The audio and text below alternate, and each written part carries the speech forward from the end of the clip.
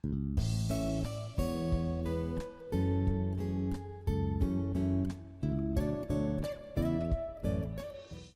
खुदावंद के अज़ीम जलाली और बाबरकत नाम में आप सबकी सलामती हो। मैं आप सबको एक बार फिर आज की इस मीटिंग में खुश आमदीद करता हूँ। खुदावंद का शुक्र करते हैं इस वक्त के लिए उसने बख्शा कि हम उसके हजूर में आ सकें। ये मुमकिन नहीं कि हम उसके रूल कुदस के बगैर उसकी हजूरी में आ सकें।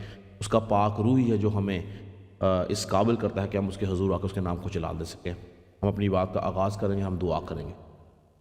खुदावंद हमारे आसमानी बाप, हम तेरी शुक्रगुजारी करते हैं इस वक्त के लिए तूने बख्शा तेरे हजूर में आए, तेरा खादम मुतावा खुदावंद सबके लिए तेरी बरकत चाहता हूँ। जितने लोग आए खुदावंद इस टाइम ऐ खुदावंद इस ऑनलाइन सर्विस में शामिल है खुदावंद, और ऐ खुदावंद हम सब मिल के ऐ खुदावंद आज जो कुछ भी तेरे कलाम में से सीखे हैं खुदावंद वो सब ऐ खुदावंद तेरे जलाल के लिए हो। और आज का कलाम है खुदावंद जो कि ऐ खुदावंद इस सीरीज़ का आखिरी पैगाम है खुदावंद, उसके वसीला से ऐ खुदावंद ये सब लोग ऐ खुदावंद बरकत पाएँ, तेरी शुक्रगुजारी करें ऐ खुदावंद। और इस कलाम के वसीला से ऐ खुदावंद बतेरों को छुड़ाना है खुदावंद, उनको ऐ खुदावंद अबलीस के हथियारों से, उसके मंसूबों से, उसकी उन तमाम बातों से जो कि जिनके वसीला से ऐ खुदावंद तेरे लोगों को डराता धमकाता फंसाता है खुदावंद, तेरे लोग रिहा किए जाएँ और तेरी शुक्रगुजारी कर सके। तेरा खादम मुतावा सारे इंतज़ाम पे तेरी बरकत चाहता है खुदावंद। जितने लोग हैं खुदावंद इस मीटिंग में शामिल है सब के लिए तेरी बरकत चाहता हूँ। जितने शामिल होने वाले उनके लिए तेरी बरकत चाहता है खुदावंद। जो शख्स है खुदावंद इस पैगाम को सुने है खुदावंद उसके वसीला से बरकत पाए और तेरे नाम को जलाल दे सके। तेरा खादम मुतावा खुदावंद सबके लिए बरकत की दुआ करता हूँ, यीशु के नाम से मांगते और पा लेते, आमीन। हालेलुया। हम खुदा का शुक्र करते हैं। आज हम अपने पैगाम के आगाज़ के अंदर मैं आपको बताना चाहता हूं कि आज हम सिर्फ पैगाम ही सुनेंगे। और ये पैगाम जो है, जो सीरीज़ मैंने शुरू की थी कंट्रोल योर बॉडी, अपने बदन को काबू में रखना, ये उसका तीसरा और आखिरी मैसेज है। और मेरी आप सबसे दरख्वास्त है कि आप सब इन तमाम पैगामात को जो है वो ध्यान से सुने। और उम्मीद करता हूँ इस बात पे कि आप सब इन पैगामात के वसीला से बरकत पाएंगे और रूहानी जिस्मानी तौर पे आप जो है वो क़ुव्वत पाएंगे। आप इन सारे पैगामात को है जो वो हमारी फेसबुक के ऊपर आप देख सकते हैं, आप हमारे यूट्यूब चैनल के ऊपर देख सकते हैं, हमारे चर्च की जो मोबाइल ऐप है उसके ऊपर आप इन तमाम पैगामात को देख सकते हैं और उनके वसीला से आप बरकत पा सकते हैं। तो हम सीख रहे थे बदन को किस तरह से काबू में रखा जा सकता है। और हमारा जो मरकज़ी हवाला था पहला करंथियों और उसका 9वां बाब और 9वें बाब की 26 आयत से मैं आपको सामने पढ़ूंगा, गौर से सुनेगा। पहला करंथियों 9 बाब उसकी 26 आयत में लिखा है, बस मैं भी इसी तरह दौड़ता हूँ यानी बेटिकाना नहीं, मैं इसी तरह मुक्कों से लड़ता हूँ यानी उसकी मानद नहीं जो हवा को मारता है, बल्कि मैं अपने बदन को मारता कूटता और उसे काबू में रखता हूँ, ऐसा ना हो कि औरों में मुनादी करके आप नामकबूल ठहरूं। तो मर्द खुदा पौलुस रसूल जो है वो यहाँ पर जब अपने बदन को काबू में रखने की बात करता तो कहता है कि मैं उसी तरह से मुक्कों से लड़ता हूँ, यानी उनकी मानद नहीं जो हवा को मारते हैं, बल्कि मैं अपने बदन को मारता कूटता काबू में रखता हूँ। तो बदन को मारने कूटने का उसका जो मकसद है वो जिस्मानी तौर पर मारना कूटना नहीं है, अपनी ख्वाहिशात को मारने की बात करता है, अपनी सोच को मारने की बात करता है, अपने इरादा को मारने की बात करता है। और वो कहता है कि मैं इसको मारता कूटता काबू में रखता हूँ ताकि ऐसा ना हो कि मैं औरों में तो मुनादी करूँ, औरों में मुनादी करके आप नामकबूल ठहरूं, यानी कि जो बात मैं दूसरों को समझाता हूँ दूसरों को मैं समझाऊं और खुद वही काम करूं। ऐसे बहुत सारे लोग हैं आपको ज़िंदगी में नजर आएंगे, जो बातें वो दूसरों से करते हैं असल में वो उन बातों में खुद अपना किरदार ठीक नहीं करते। मगर पौलुस रसूल ख़ास तौर पर यहाँ कहता है कि ऐसा ना हो कि औरों में मुनादी करके आप नामकबूल ठहरूं। तो हम जो बात हम कर रहे हैं सबसे पहले देखना ये क्या हम उस बात के ऊपर खुद पूरा उतर रहे हैं या नहीं उतर रहे, क्योंकि अगर हम उस बात पर पूरा खुद नहीं उतरते तो हमारी मुनादी बेफायदा। इसीलिए जब हम इस बात को सीख रहे हैं तो हमें देखना है कि क्या हम अपने बदन को, अपने जिस्म को, अपनी सोचों को, अपने ख्यालात को, अपने इरादों को, अपनी जान को काबू में रखे हुए हैं या नहीं हैं। جس طرح پالوس رسول بات کرتا ہے۔ اور گزشتہ دنوں کے اندر ہم نے، آپ کو یاد ہو کہ ہم نے پچھلے 2 ہفتے کے اندر ہم نے بہت ساری باتوں کو ہم نے دیکھا، سیکھا کہ کون سی ایسی باتیں ہیں جن کے اندر ہمیں اپنے بدن کو قابو میں رکھنے کی ضرورت ہے، اور کون سے ایسے کام ہیں جن سے ہمیں دور رہنا ہے اور اپنے بدن کو قابو میں رکھنا ان کاموں کے اندر۔ اور اس مضمون کے پہلے پیغام کے اندر ہم نے 3 چیزوں کو دیکھا تھا کہ جو وہ 3 چیزیں وہ تھیں جو خدا نے انسان کے اندر خود رکھی تھی، جس میں پہلی جو چیز تھی وہ جنسی ضرورت کا درست استعمال تھا، دوسری چیز تھی کھانا پینا، تیسری چیز تھی نیند۔ اور ہم نے دیکھا تھا کہ یہ تینوں کی تینوں چیزیں خدا نے انسان کے اندر ڈالی ہیں، اس میں انسان کا اپنا کوئی عمل دخل نہیں ہے، بلکہ یہ خدا کی طرف سے انسان کو دی گئی ہیں، خدا نے انسان کے اندر خود پلانٹ کی ہیں۔ اور یہی 3 چیزیں جو ہیں وہ آپ ان 3 چیزوں کے وسیلہ سے اپنے بدن کو قابو کر سکتے ہیں، اور اگر آپ ان 3 چیزوں میں ڈسپلن نہیں تو آپ اپنے بدن کو قابو نہیں کر سکتے ہیں۔ اور یاد رکھیں کہ ابلیس ہماری انہی 3 چیزوں کے ساتھ کھیلتا ہے، ابلیس ہماری انہی 3 چیزوں کو خراب کرنے کی کوشش کرتا ہے، اور انہی 3 چیزوں کی وسیلہ سے وہ ہمیں خدا سے دور لے جاتا ہے۔ ہماری جنسی خواہشات، ہمارا نامناسب کھانا، اور نامناسب طور پر ہمارا سونا اور جاگنا، یہ 3 چیزیں ابلیس جو ہے وہ ہمیشہ سے خراب کرنے کی کوشش کرتا ہے۔ اور ہم نے پچھلے پیغام میں ایک اور خاص بات دیکھی تھی کہ جو صلاحیت، جنسی خواہش کی جو صلاحیت انسان کے اندر رکھی گئی تھی، ابلیس نے اس کو بگاڑ دیا، اور انسان کس طرح سے اپنی ضرورت کا غلط استعمال کرنے کے وسیلہ سے خدا سے دور ہو گیا۔ اور آج کی تاریخ میں بھی ابلیس جو ہے اس کا سب سے زبردست ہتھیار جو اس روئے زمین کے اوپر ہے وہ جنسی اخلاقیات کو بگاڑنا ہے، یعنی ایک انسان کی جنسی اخلاقیات کو آلودہ کر دینا، یہ اس کا سب سے بڑا ہتھیار ہے۔ اور پھر ہم نے ایک اور خاص بات جو دیکھی تھی کہ ابلیس یہ جو کچھ کر رہا ہے یہ خدا یسوع مسیح کے حکم کے عین اس کے مقابلے میں اس کے خلاف کر رہا ہے۔ اور حکم کیا تھا کہ یسوع مسیح نے اپنے شاگردوں کو کیا بولا کہ تم سن چکے ہو کہ اگلوں سے کہا تھا کہ زنا نہ کرنا، پر میں تم سے کہتا ہوں اگر تم میں سے کسی نے کسی عورت کو بری خواہش سے دیکھا، اس نے اپنے دل میں زنا کیا۔ اور میں نے پچھلی بار پہلے میسج میں بڑی ڈیٹیل میں بتایا تھا کہ آج کی تاریخ کے اندر بے شمار لوگ شاید فزیکلی یا جسمانی طور پر زناکاری یا بدکاری یا حرام کاری نہیں کر رہے، لیکن آنکھوں سے دیکھ کر انٹرنیٹ کے اوپر وہ بدکاری کر رہے ہیں، اور عین یہ بات خدا یسوع مسیح کے حکم کے خلاف ابلیس کروا رہا ہے۔ کیونکہ یسوع مسیح نے تاکید کی تھی اس بات کی کہ جسمانی طور پہ گناہ کرنا تو دور کی بات ہے، اگر تم دیکھو گے تو تم اس کے وسیلہ سے گناہ گار ٹھہرو گے، اور ابلیس آج یہی کر رہا ہے۔ اور پھر ہم نے اپنے دوسرے پیغام میں یعنی پچھلے ہفتے ہم نے دیکھا تھا کہ کس طرح سے نامناسب کھانا جو ہے وہ ہماری جنسی خواہشات کو بڑھاتا ہے، نامناسب کھانا جو ہے وہ ہمارے بدن کے اندر بہت سی بیماریوں کا سبب بن جاتا ہے، اور یہی نامناسب کھانا جو ہے یہ ہماری بدنی بیماریوں کے ساتھ ساتھ ہمیں ہلاکت کی طرف لے جاتا ہے۔ اور پھر پالوس رسول جو تھا وہ ہمیں کنڈیمڈ کرتا نظر آتا ہے، اور وہ کیا کہتا ہے کہ کھانا پیٹ کے لیے ہے اور پیٹ کھانوں کے لیے، یعنی جو کھانے ہیں وہ کہتا ہے کہ یہ پیٹ کے لیے ہیں اور جو پیٹ ہے وہ کھانوں کے لیے ہے، مگر آگے وہ کہتا ہے کہ جسم جو ہے وہ حرام کاری کے لیے نہیں ہے بلکہ خدا کے لیے ہے۔ اور ہم نے بڑی ڈیٹیل سے دیکھا تھا کہ کس طرح سے جو کھانا ہے، کھانے کا نامناسب استعمال جو ہے یعنی کہ زیادہ کھا لینا، اور وہ کہیں نہ کہیں ہمارے بدن کو جو ہے وہ خراب کرتا ہے۔ اور ہم اگر چاہتے ہیں کہ ہم اپنے بدن کو قابو میں رکھیں تو بہت ساری باتوں کے ساتھ ساتھ ایک طریقہ اپنے کھانے کے ہیبٹس کے اندر ڈسپلن ہونا، اپنی ایٹنگ ہیبٹس میں ڈسپلن ہونا بھی ہمیں کہیں نہ کہیں ہمارے بدن کو قابو کرنے میں ہماری مدد دیتا ہے۔ ایک بات اس میں ایڈ کروں گا، اور وہ یہ ہے کہ روزے کا تصور جو ہمیں ملتا ہے، روزے کا تصور جو بائبل مقدس میں ملتا ہے، وہ تصور جو ہے وہ تصور بھی اپنے بدن کو قابو کرنے کے لیے ہے۔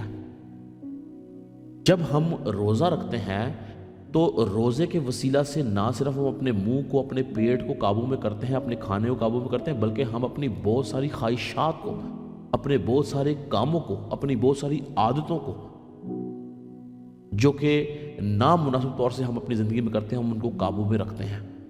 تو روزہ جو ہے، روزہ بھی ایک بہت بڑا ہتھیار ہے اپنے بدن کو قابو میں کرنے کے لیے۔ اور میں یہ سمجھتا ہوں کہ خدا نے روزے کا تصور جو ہے وہ انسان میں اسی لیے رکھا کہ وہ کھانے کے اندر ڈسپلن ہو سکے۔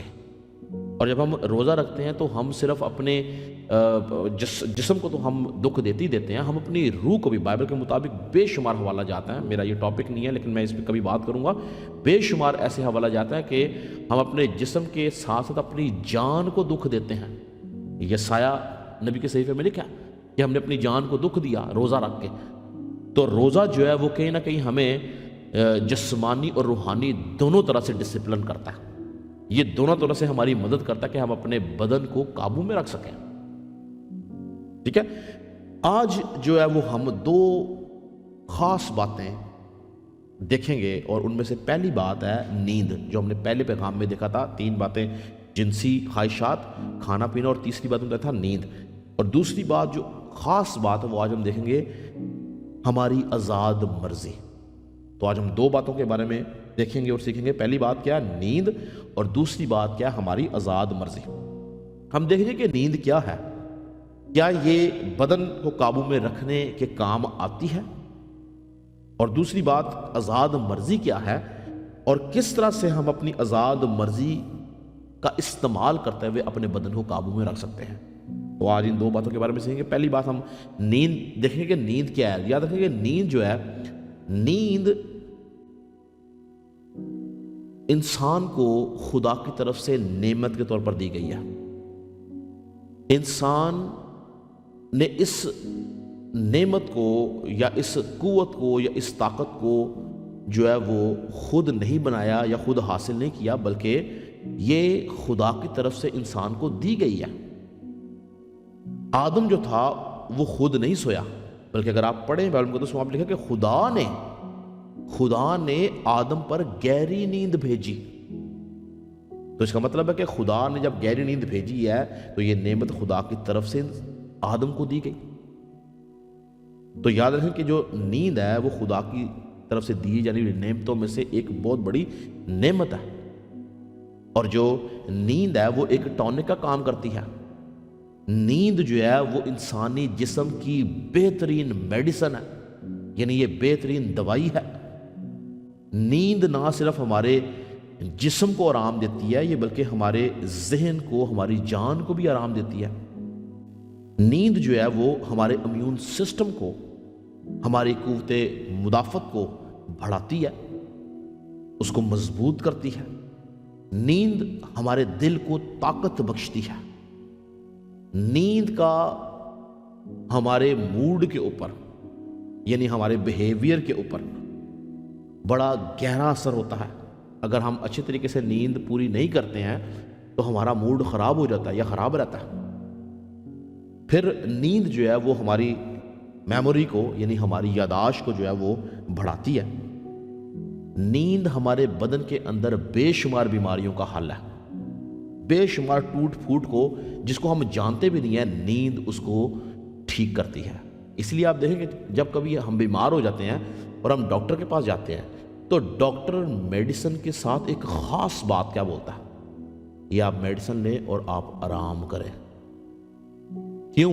کیونکہ نیند جو ہے وہ اٹ سیلف بہت بڑی میڈیسن ہے، اور ہر ڈاکٹر جو ہے نا کسی طرح کی بھی بیماری آپ لے لیں، کسی طرح کی بیماری آپ لے لیں، ڈاکٹر ہمیشہ آپ کو اپنی ڈسکرپشن کے اندر بولے گا کہ آپ آرام کریں۔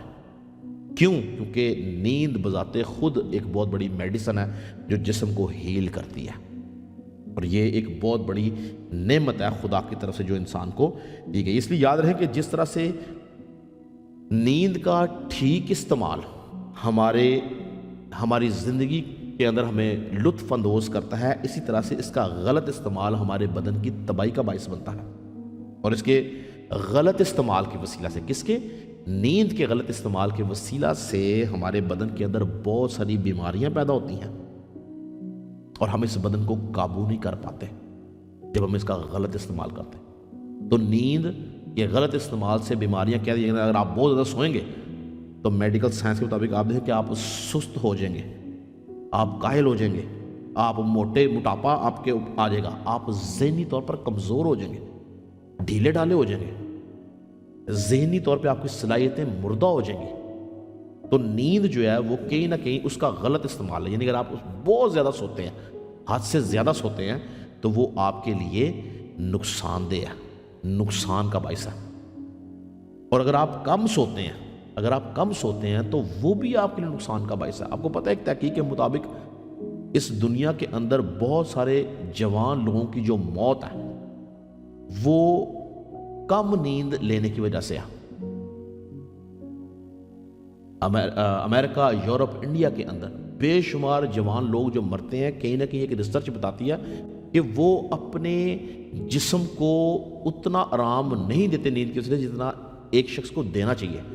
میڈیکل سائنس کے مطابق ایک شخص کو 24 گھنٹے کے اندر 8 گھنٹے سونا ضروری ہے. آپ کو پتہ کہ خدا نے انسان کو جب بنایا ہے تو ایک دنیا کا پیٹرن جو سیٹ کیا گیا ہے وہ اس 24 گھنٹے کو 3 حصوں میں ڈیوائیڈ کیا گیا ہے. پہلا حصہ 8 گھنٹے سونا، دوسرا حصہ 8 گھنٹے جاب کرنا، اور تیسرا حصہ 8 گھنٹے اپنی فیملی کے ساتھ وقت گزارنا. آپ کے ان 3 حصوں کے اندر سے کوئی بھی ایک حصہ افیکٹ ہو جائے تو باقی 2 حصے بھی اسے ڈیمیج ہو جاتے ہیں. یعنی اگر آپ مناسب نیند حاصل نہیں کر رہے ہیں تو اس سے آپ کی جاب افیکٹ ہوگی، آپ جاب پہ پراپر جو کانسنٹریٹ نہیں کر پائیں گے اور اس کے وسیلہ سے آپ کام نہیں کریں گے اور آپ کی جاب کو خطرہ ہو جائے گا. اسی طرح اگر آپ کی نیند پوری نہیں ہوگی تو اپنی فیملی کے ساتھ آپ اچھا ٹائم نہیں گزار سکیں گے، آپ کا موڈ ٹھیک نہیں ہوگا. تو نیند کا ہماری زندگی کے اندر ایک بڑا گہرا اثر ہے. اگر ہم اس کو مناسب طور سے نہیں یوز کرتے، زیادہ یوز کرتے ہیں پھر بھی نقصان دہ ہے، کم یوز کرتے ہیں پھر بھی نقصان دہ ہے. یعنی دونوں طرح سے یہ انسان کے لیے مشکل کا باعث بن جاتی ہے. اور بائبل مقدس کے مطابق، ہم چونکہ بائبل کی بات کریں، ہم بائبل اس چیز کو ہم بائبل میں سے دیکھیں گے. بائبل جو ہے نیند کے بارے میں اتنی زیادہ انفارمیشن تو نہیں دیتی، لیکن کچھ خاص باتیں جو وہ نیند کے بارے میں بتاتی ہے بائبل، کہ بائبل مقدس کے مطابق یاد رکھیں کہ زیادہ سونا، یعنی ہر وقت سوئے رہنا، زیادہ سونا جو ہے وہ انسان کو پاورٹی یعنی غربت کی طرف لے جاتا ہے، انسان کو کنگال کر دیتا ہے. بائبل مقدس یہ کہتی ہے. اور اس کی وجہ کیا ہے ہم دیکھیں گے، لیکن میں چاہتا ہوں اس سے پہلے ہم ایک حوالہ پڑھیں میرے ساتھ، اگر آپ نکالیں. سلیمان کی معرفت لکھی گئی امثال کی کتاب، اور اس کا میرے ساتھ نکالیں 20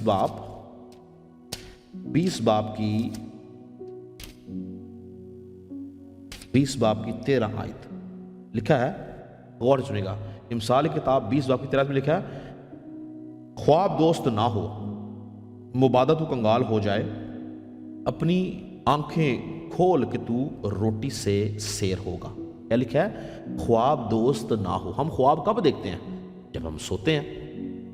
تو سلیمان کہتا ہے کہ خواب دوست یعنی ہر وقت سوتا نہ رہ، مبادہ تو کنگال ہو جائے، یعنی کہ تو غربت کی طرف چلا جائے، تیرے پاس کچھ نہ رہے. اپنی آنکھیں کھول کہ تو روٹی سے سیر ہوگا. تو زیادہ سونا کیا لکھا ہے کہ وہ ہمیں کنگال کر دیتا ہے. ایک اور نکال لیں، اگر ہم 19 باب کی 15 آیت میں لکھا ہے، کاہلی نیند میں غرق کر دیتی ہے اور کاہل آدمی بھوکا رہے گا. کیا لکھا ہے؟ کاہلی نیند میں غرق کر دیتی ہے اور کاہل آدمی بھوکا رہے گا. کیا مطلب ہے اس کا؟ کس طرح سے جو کاہلی ہے وہ نیند میں غرق کر دیتی ہے اور کاہل آدمی بھوکا کیوں رہتا ہے؟ ایک اور حوالہ پڑھ لیں، پھر میں آپ کو سمجھاؤں گا اس کا مطلب کیا ہے. امثال 6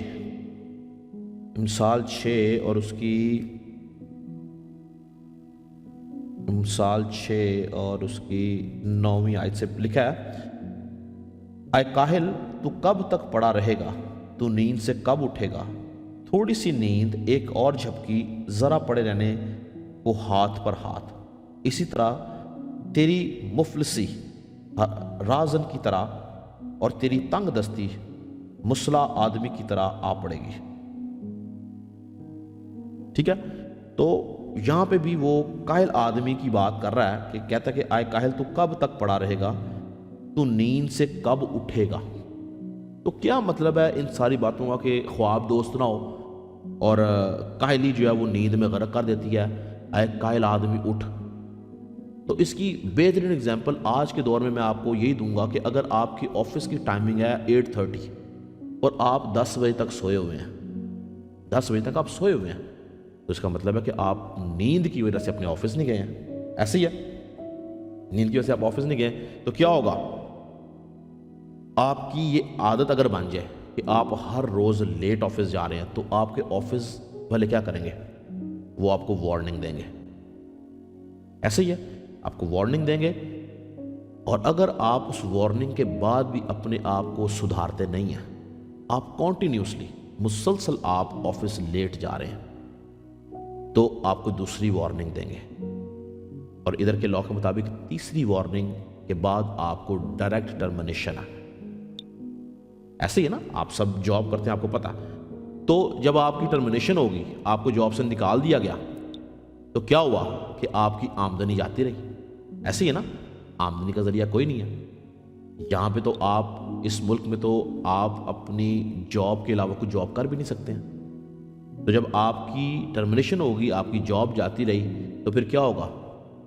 کیا ہوگا؟ سیلری نہیں ہے، سیلری نہیں ہے تو کھانا پینا نہیں ہے، کھانا پینا نہیں ہے تو بھوک ہے، بھوک ہے تو بھوک کو پورا کرنے کے لیے انسان غلط کام کرے گا، کسی کو دھوکہ دے گا، فریب دے گا، چوری کرے گا، اور اپنے آپ کو مصیبت میں ڈال لے گا، کنگال ہو جائے گا۔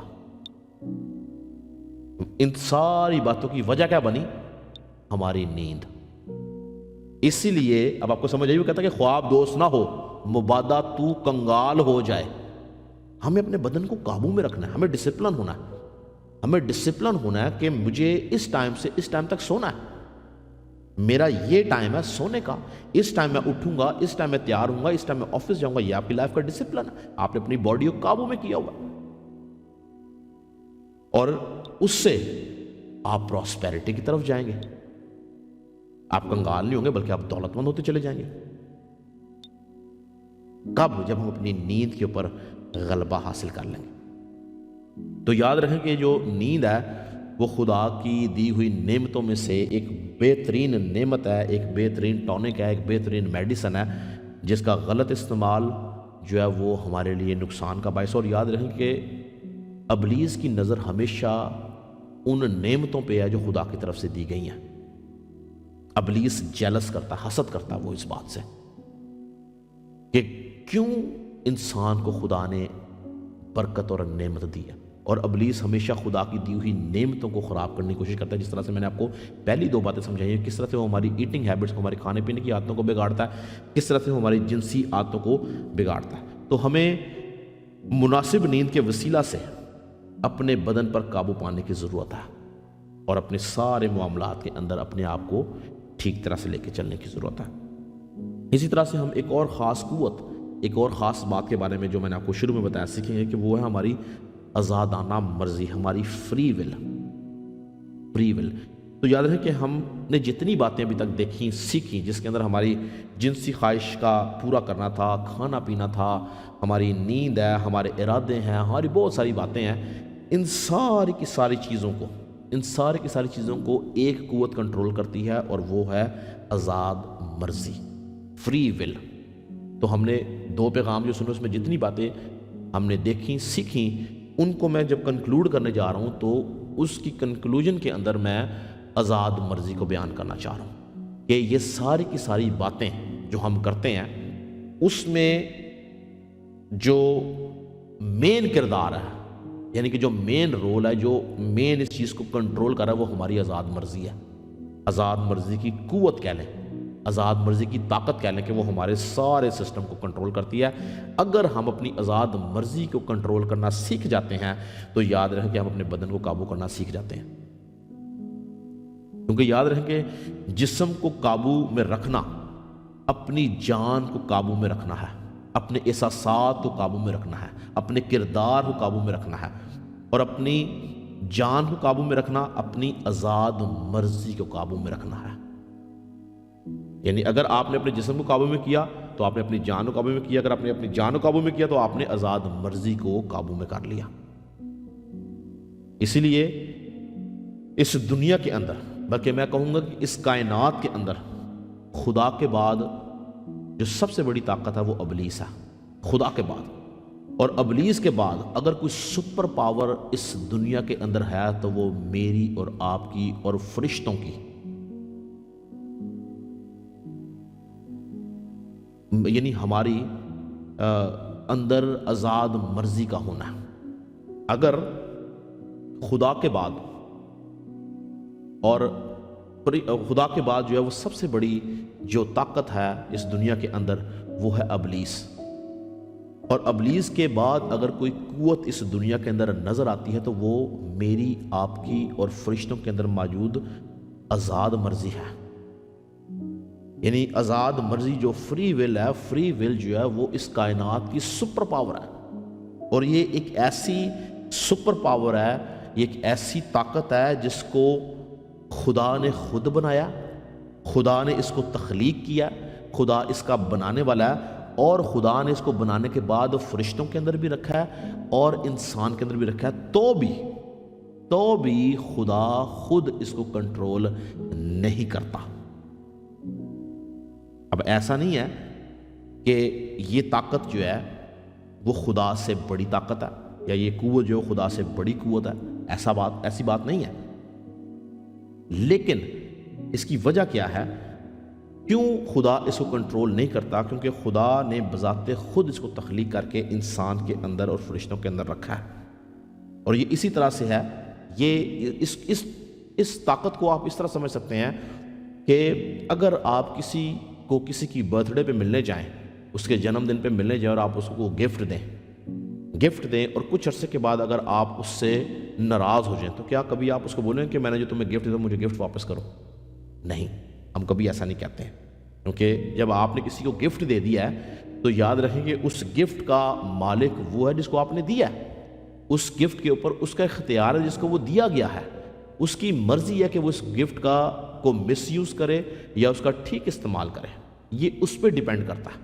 اسی طرح سے یاد رکھیں خدا نے جو ہے وہ انسان کو جب وہ پیدا ہوا اس کے جنم دن پہ خدا نے جو انسان کو گفٹ دیا وہ گفٹ کیا تھا؟ اس کو آزاد مرضی دی. کس طرح سے آزاد مرضی دی؟ ویسے اگر آپ نکالیں پیدائشی کتاب اس کا دوسرے باب کی 16 میں لکھا، اور خدا نے آدم کو حکم دیا اور کہا کہ تو باغ کے ہر درخت کا پھل بے روک ٹوک کھا سکتا ہے، لیکن نیک و بد کی پہچان کے درخت کا کبھی نہ کھانا، کیونکہ جس روز تو نے اس میں سے کھایا تو مرا. تو جس روز تو نے اس میں سے کھایا تو مرا، یہ تھا آزاد مرضی دینا. یہاں پہ انسان کو فریڈم دے دی گئی ہے، آپشن دے دیا گیا ہے کہ تو کھا سکتا ہے اور نہیں بھی کھا سکتا، پر اگر تو کھائے گا تو مرے گا. تو یہاں پر خدا اس کو منع کر رہا ہے، کہتا ہے تو اس کو کبھی نہ کھانا، ٹھیک ہے. لیکن آگے کہتا ہے کہ جس روز تو نے کھایا، اب یہاں پہ خدا اس کو خود بول رہا ہے کہ اگر تو کھائے گا تو تم مرے گا. تو یہ تھا انسان کو آزادانہ مرضی دینا. یہ ایک نئی صلاحیت کہہ لیں، ایک نئی قوت تھی جو انسان کے اندر پیدا کر دی گئی. اور اس سے پہلے کہ انسان کو یہ قوت، یہ طاقت دی جاتی، آسمانوں کے اندر فرشتوں کو یہ طاقت، یہ قوت دی گئی. یہی سبب تھا کہ لوسیفر نے اپنی اسی فری ول کا غلط استعمال کرتے ہوئے خدا کے خلاف بغاوت کی اور اس کو زمین کے اوپر پٹک دیا گیا. یاد رہے کہ یہ واحد قوت ہے جو خدا کے خلاف بھی استعمال کی جاتی ہے اور خدا کے حق میں بھی استعمال کی جاتی ہے. یہ واحد قوت ہے.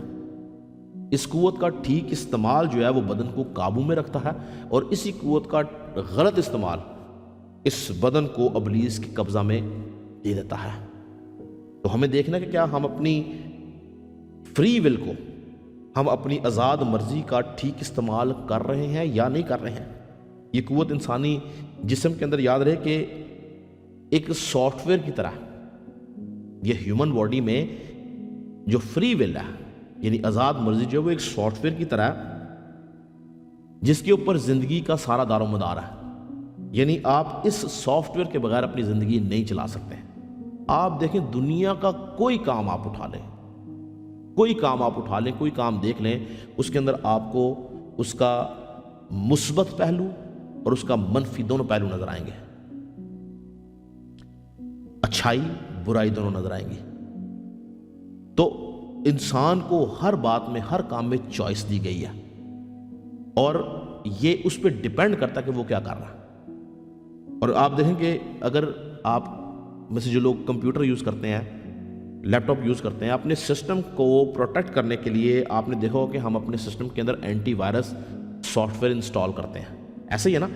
وہ اینٹی وائرس سافٹ ویئر جو ہے وہ اس کا مقصد کیا ہے کہ وہ اس سسٹم کو، اس لیپ ٹاپ کو، اس کی ونڈو کو، اس کے باقی سافٹ ویئرز کو جو ہے وہ وائرس سے بچا کے رکھ سکے۔ تو ہمارے بدن کا، ہمارے اس جسم کا، ہمارے کردار کا، ہماری سوچ کا، ہماری اخلاقیات کا، ہمارے ارادوں کا جو اینٹی وائرس ہے وہ روح القدس ہے۔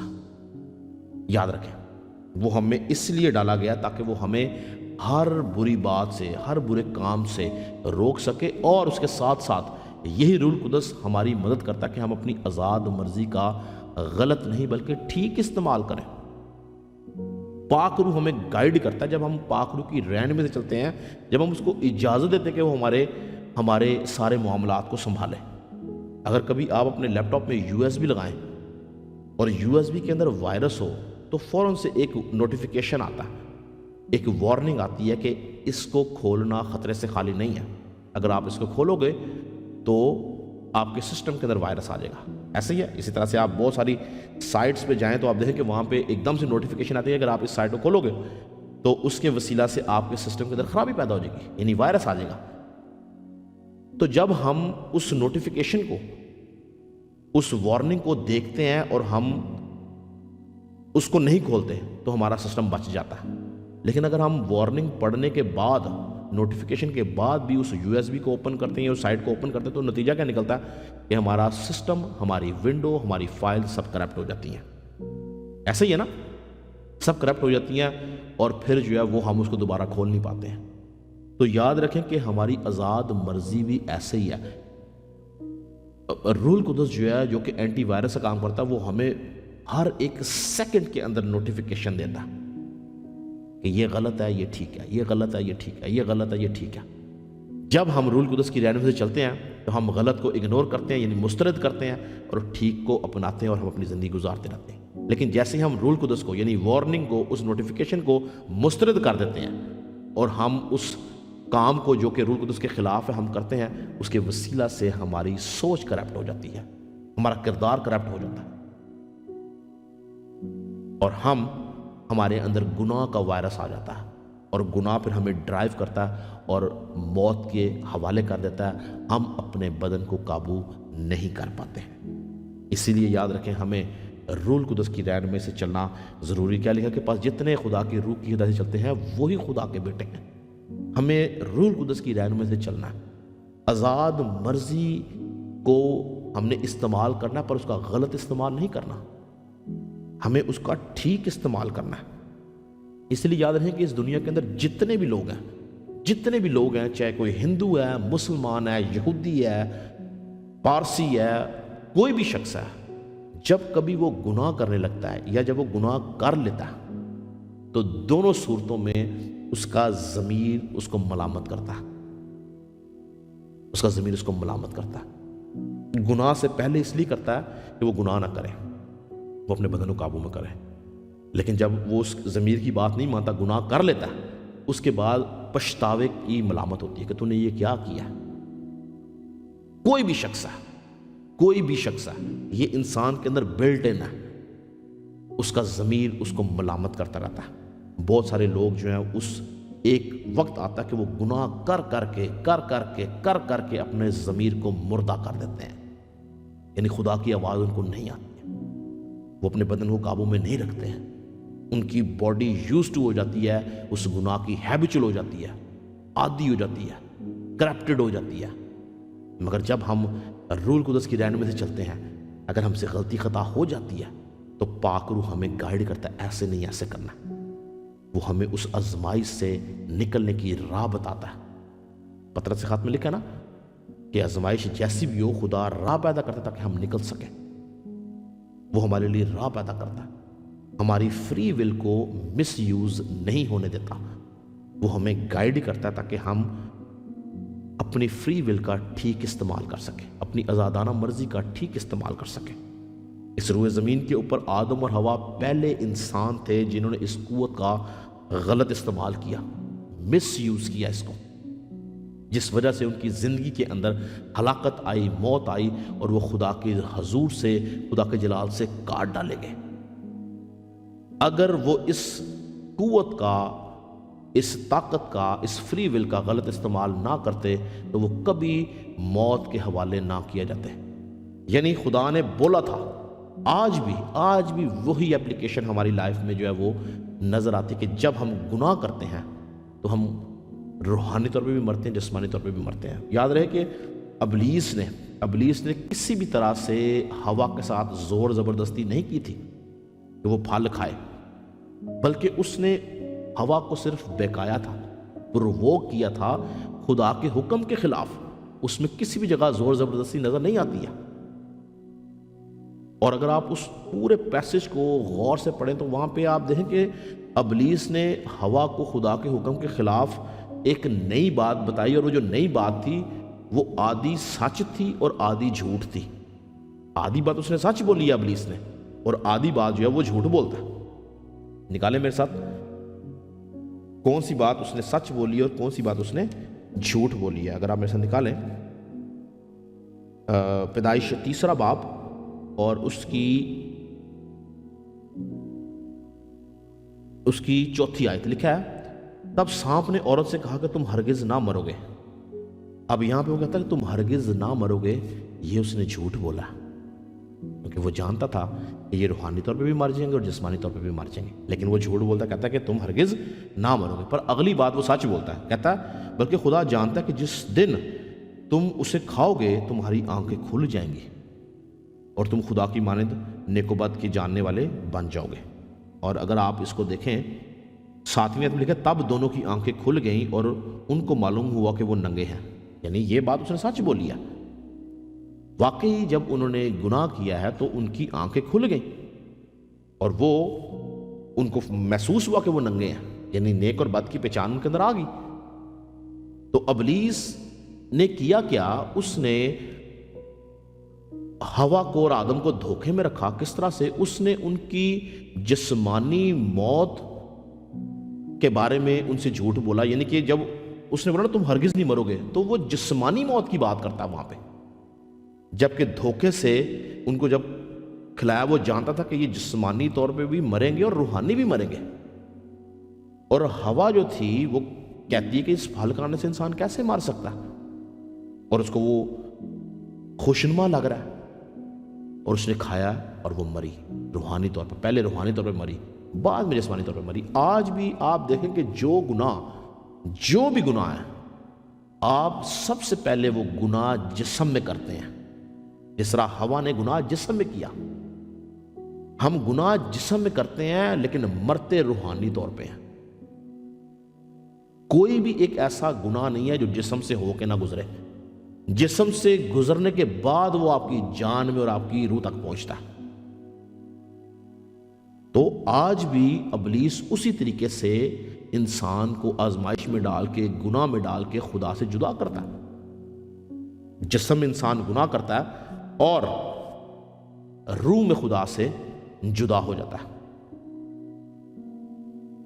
تو یاد رکھیں کہ کیا اگر خدا چاہتا تو خدا انسان کو روک نہیں سکتا تھا کہ وہ یہ کام نہ کرے؟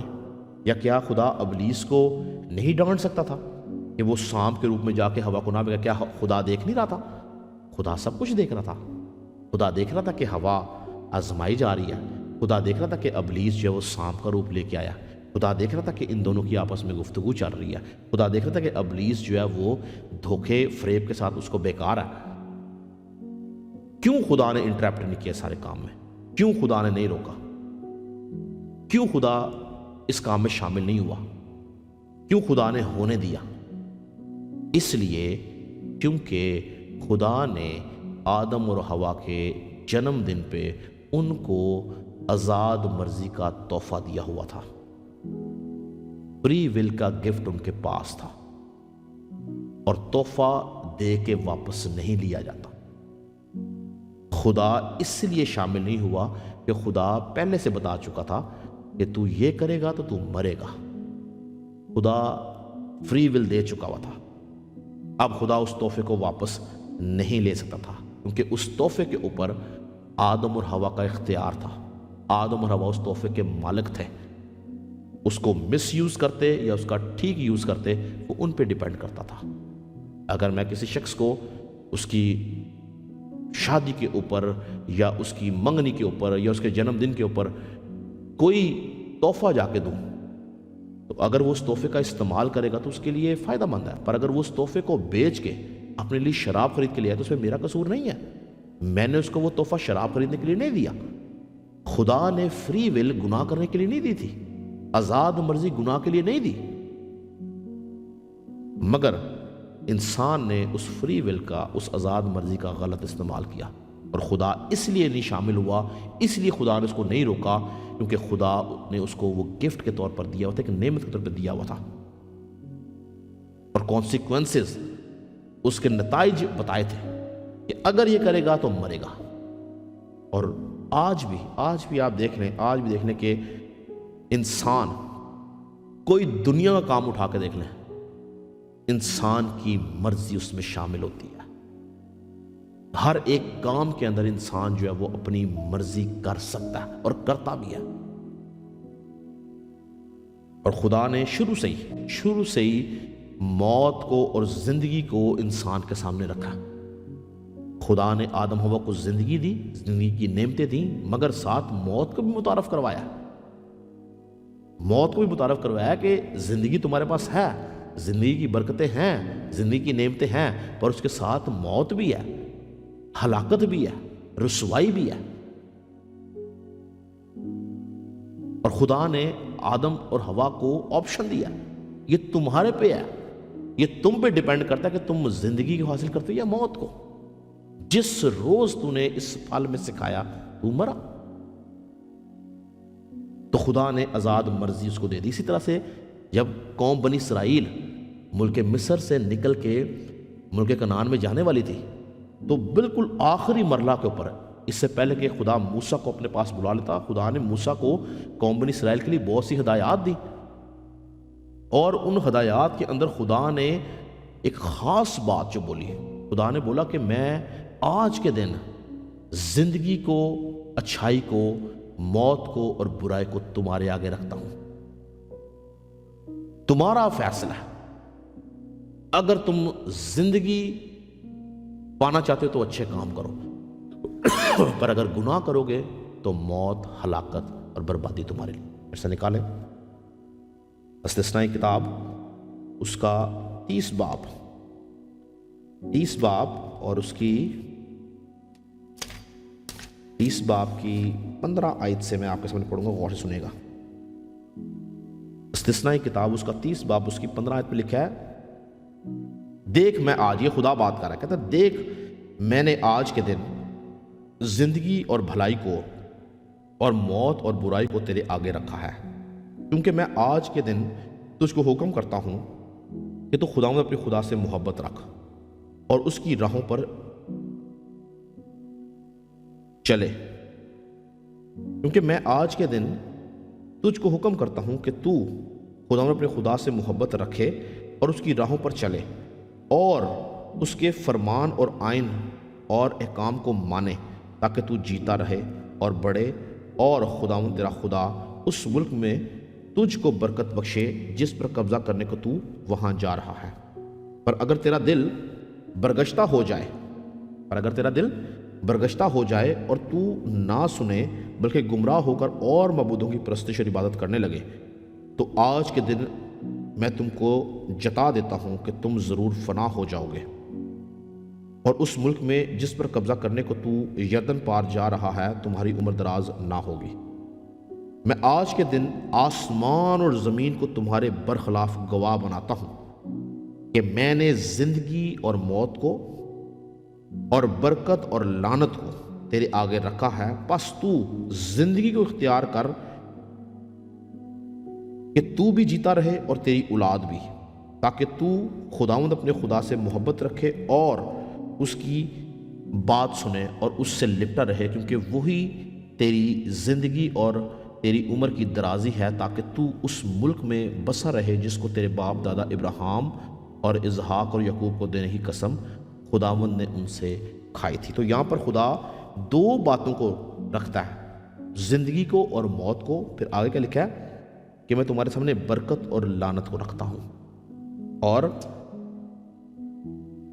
آسمان اور زمین کو تمہارے برخلاف گواہ بناتا ہوں۔ تو یہاں پر خدا موسیٰ کو قوم بنی اسرائیل کے لیے بولتا ہے کہ تمہارے ہاتھ میں ہے، تمہارے ہاتھ میں ہے کہ تم نے اپنی آزادانہ مرضی کا استعمال کیسے کرنا ہے۔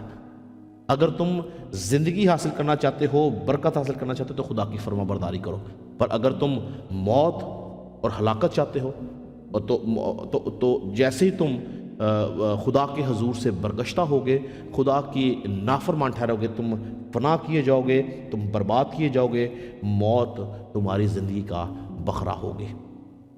تو یاد رکھیں کہ ہم اپنے بدن کو قابو کرنے کے لیے ہمیں اپنی فری ول کو، اپنی آزاد مرضی کو قابو کرنے کی ضرورت ہے۔ داؤد جب اس نے ہتیوریا کی بیوی کے ساتھ زنا کاری کی تو یاد رکھیں کہ اس کے اندر اس کی آزاد مرضی شامل تھی۔ وہ ایک شادی شدہ شخص تھا، اس کی بیوی تھی، اور اس سے بڑھ کر وہ بادشاہ تھا۔ وہ ایک وقت میں، اس وقت قانون نہیں تھا، وہ اور بھی بیوی کر سکتا تھا، 2-3 بیویاں کر سکتا تھا۔ وہ با اختیار ہونے کے باوجود اس نے گناہ کیا، اپنی مرضی کا غلط استعمال کیا، اور خدا کے حضور اس نے مکروہ کام کیا۔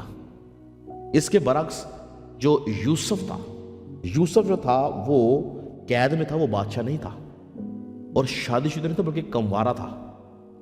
جب آزاد مرضی کو استعمال کرنے کا وقت آیا تو اس نے اپنے بدن کو قابو میں رکھا، وہ اس کام سے بھاگ گیا، خدا کے حضور اور انسان کے حضور بھی مقبول ٹھہرا۔ گو موجودہ اس وقت کے دور کے اندر جو تھے وہ اس نے رسوائی اٹھائی لوگوں کے بیچ میں، لیکن اس کے بعد لوگوں کی نظر میں بھی وہ مقبول ٹھہرا۔ تو ان دونوں کے کردار کے اندر، ان دونوں کے فیصلے کے اندر ایک خاص بات یا کامن بات کیا تھی؟ ان دونوں کی آزاد مرضی۔ ایک نے اس آزاد مرضی کے وسیلہ سے زنا کاری کی، خدا کے ان 10 حکموں سے ایک حکم توڑا، بلکہ اس نے 2 حکم توڑے۔ اس نے اپنے پڑوسی کی بیوی کا لالچ بھی کیا اور اس نے اس کا قتل بھی کیا، یعنی ہتیوریا کو اس نے قتل بھی کیا، اس نے خون بھی کیا اور زنا بھی کیا۔ اور یوسف جو تھا وہ قید کی حالت میں تھا، مشکل کی حالت میں تھا، تو بھی اس نے اپنے بدن کو قابو میں رکھا اور اپنے خدا کو خوش کیا۔ آج ہمیں دیکھنا ہے کہ کیا ہم اپنی زندگی کے اندر، ہم اپنی زندگی کاموں کے اندر، ہم اپنے فیصلوں کے اندر، ہم اپنی باتوں کے اندر جب ہم اپنی آزاد مرضی کا استعمال کرتے ہیں تو وہ مناسب کر رہے ہیں یا نامناسب کر رہے ہیں۔ اگر آج تک ہم اپنی آزاد مرضی کا غلط استعمال کرتے آئے ہیں تو یاد رکھیں کہ یہ غلط استعمال ہمیں موت تک لے کے جائے گا، پر اگر ہم اس آزاد مرضی کا ٹھیک استعمال کرتے ہیں تو یاد رکھیں کہ بائبل کے مطابق عزت، برکت اور زندگی ہماری زندگی کا حصہ ہے۔ ہلیلویا! میں ایمان رکھتا ہوں اس بات پر کہ خداوند نے آپ سب کو اس کلام کے وسیلہ سے برکت دی ہے، اور جو بات خداوند ہمیں سکھانا چاہتا ہے وہ یہ ہے کہ ہم سب کو میں اپنے آپ کو شامل کر کے یہ بات بولتا ہوں کہ ہم سب کو اپنے بدن کو ان 3-4 ایریاز کے اندر قابو میں رکھنے کی ضرورت ہے: جنسی خواہشات کے اندر، کھانے پینے کے اندر، نیند کے اندر، سونے جاگنے کے اندر، اور آزاد مرضی کے استعمال کے اندر۔ ہمیں ان 4 باتوں کے اندر ڈسپلن ہونے کی ضرورت ہے۔ جب ہم ان 4 باتوں کے اندر ڈسپلن ہو جائیں گے، ہم اپنی ان 4 باتوں کو کنٹرول کرنا سیکھ جائیں گے، ہم ان 4 باتوں کو مینج کرنا سیکھ جائیں گے، ہم ان 4 باتوں کو کلام کی روشنی میں لے کے چلنا سیکھ جائیں گے، ہم ان 4 باتوں کے اوپر کلام کے مطابق عمل کریں گے تو ہماری زندگی کے اندر خدا کا جلال ظاہر ہوگا۔ ہم اپنے بدن کو قابو میں رکھیں گے، ہم اپنی باڈی کو کنٹرول کر سکیں گے اور خدا کے حضور مقبولیت حاصل کریں گے۔ ہلیلویا! میں آپ سب کے لیے دعا کروں گا۔ خداوند ہم تیری شکرگزاری کرتے ہیں اس وقت کہ تو نے بخشا تیرے حضور میں تیرا خادم ہوتا ہوا ہے خداوند، پوری کلیسیا کے لیے، ان تمام لوگوں کے لیے تیری برکت چاہتا ہوں۔ جتنے لوگوں نے اس پیغام کو سنا ہے خداوند، یہ پیغام ان کے لیے باعث سے برکت ہو۔ اس پیغام کے وسیلہ سے اے خداوند وہ تمام رخنے، وہ تمام رکاوٹیں، وہ تمام بندھن، وہ تمام جکڑے، وہ تمام زنجیریں، وہ تمام بیڑیاں جو ابلیس نے لوگوں کی زندگی میں لگا کے رکھی ہیں وہ ٹوٹ جائیں، تیرے لوگ آزاد کیے جائیں، تیرے لوگ رہائی پائیں، تیرے لوگ اسودگی پائیں، تیرے لوگ کلام کی قوت سے بھر کر اے خدا تیرے نام کو جلال دینے والے بن سکیں، تیرے لوگ اس کلام کے وسیلہ سے ابلیس کو شکست دینے والے بن سکیں، تیرے لوگ اپنی جنسی خواہشات کے اوپر غلبہ حاصل کرنے والے بن سکیں، تیرے لوگ اے خدا اپنے کھانے پینے کے اندر ڈسپلن ہو سکیں، تیرے لوگ اپنی نیند کو اے خدا مناسب طریقے سے استعمال کرنے والے ہوں، تیرے لوگ اپنی آزادانہ مرضی کو، فری ول کو جو کہ تیری طرف سے انعام ہے، تحفہ ہے خداون، اس کا ٹھیک استعمال کریں اور تیرے حضور میں مقبول ہوں، تیری طرف سے تازگی کے دن آئیں،